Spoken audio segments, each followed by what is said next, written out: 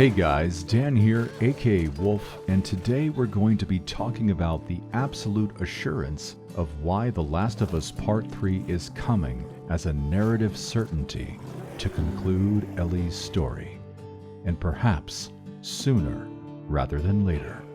In addition, I'd like to talk to you guys about what you'd like to see from me on this channel in the near future. After all, it's been a long time since we've last chatted about anything related to The Last of Us.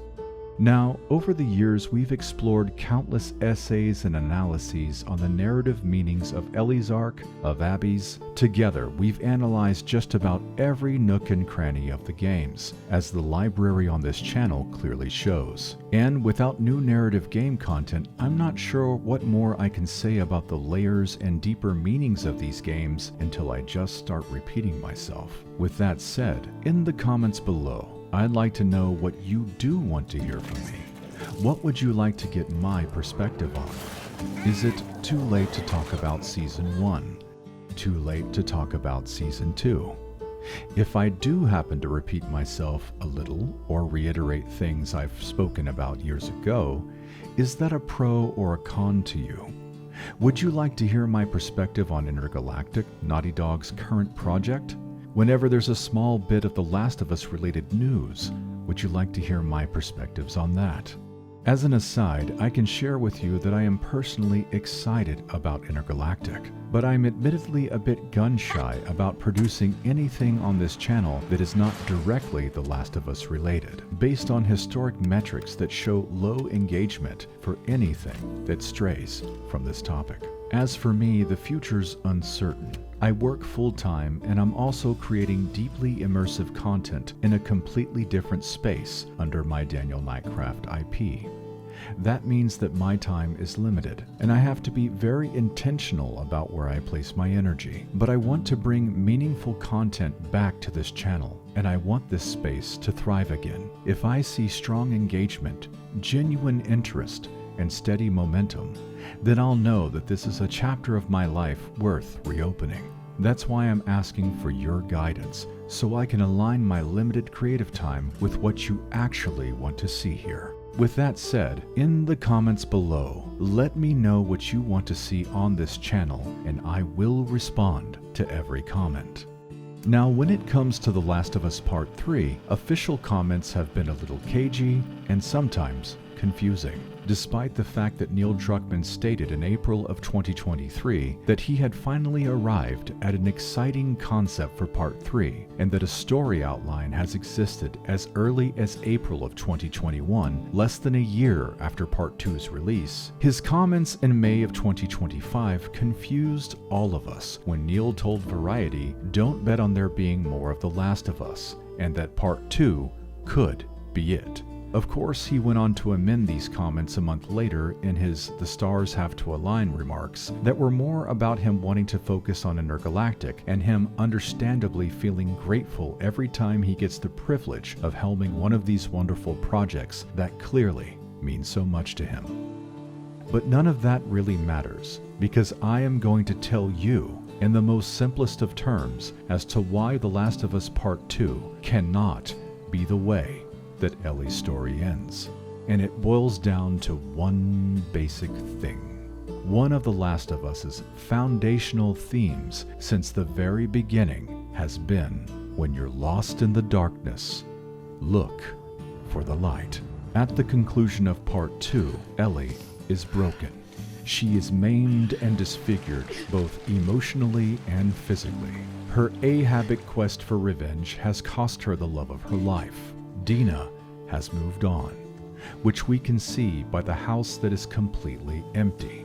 Dina has abandoned their dream, leaving behind everything except for Ellie's belongings and perhaps the most important token of their love.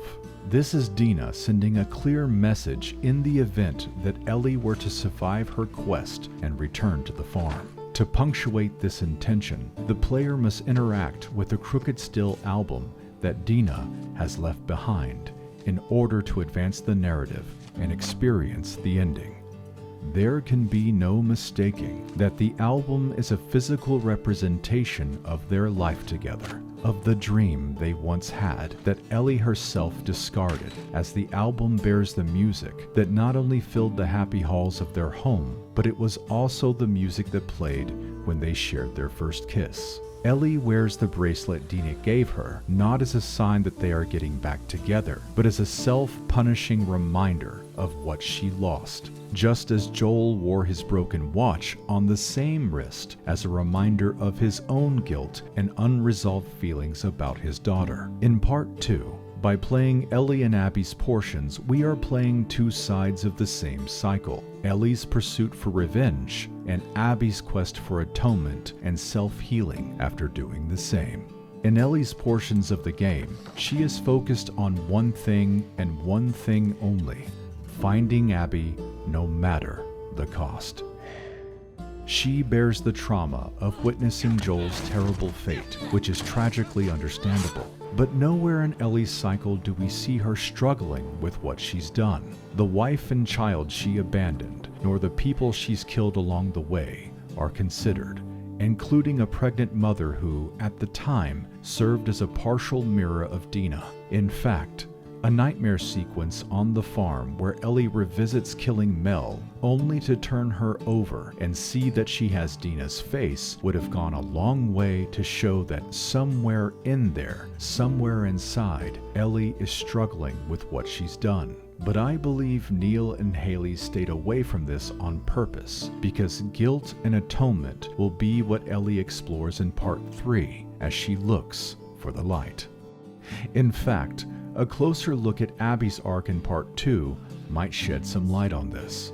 Our first clue that Abby has traumatized herself by what she has done is all in her facial expression as she looks down upon Joel's body while Ellie screams in the background. On subsequent playthroughs, I have an even deeper appreciation for Abby carrying Yara. It's symbolic for Abby carrying her younger self, the girl whose wings were broken by the loss of her father and the vengeance she embraced as bad medicine. In fact, Yara is 16 years old, roughly the same age Abby was when her father was killed. The fact that Yara is a scar, also known as a seraphite with a broken wing, are powerful symbols to our subconscious, especially since seraphite is derived from the word seraph, which is an angelic being in Judaism. Therefore, Abby is carrying a scarred angel with a broken wing both within and without her, and helping her is the central focus of Abby's standalone narrative in the game. At the end of the day, Abby found the light, even as her own actions brought her to a near-fatal conclusion at Ellie's hands. Through Ellie's final moment of restraint, an emotionally and physically destroyed Abby is safe to escape, reborn with Lev to the Fireflies at Catalina Island to find the light. A subtle suggestion of what Ellie's personal quest may be about in part 3, though we can expect that Ellie's quest for the light will be explored in new and powerful ways that none of us saw coming, even if her future journey may share thematic resonance with Abby's own. The Last of Us Part 3 is coming. Even as the lion's share of Naughty Dog's focus is on finishing Intergalactic right now, rest assured that a portion of their art department has already storyboarded powerful, shocking, and emotional scenes for The Last of Us Part 3 based on Neil's outline that you and I will eventually play as actualized story. And perhaps, with your help by engaging with the content on this channel, we can explore that journey together in the time to come. Until then, feel free to examine my own pitch for The Last of Us Part 3 in the pop-up link above. And once again, don't forget to let me know in the comments below all of your thoughts about what you would like to see right here on this channel. And I promise that I will respond to each and every one of you. After all, what you have to say means more to me than you could possibly know.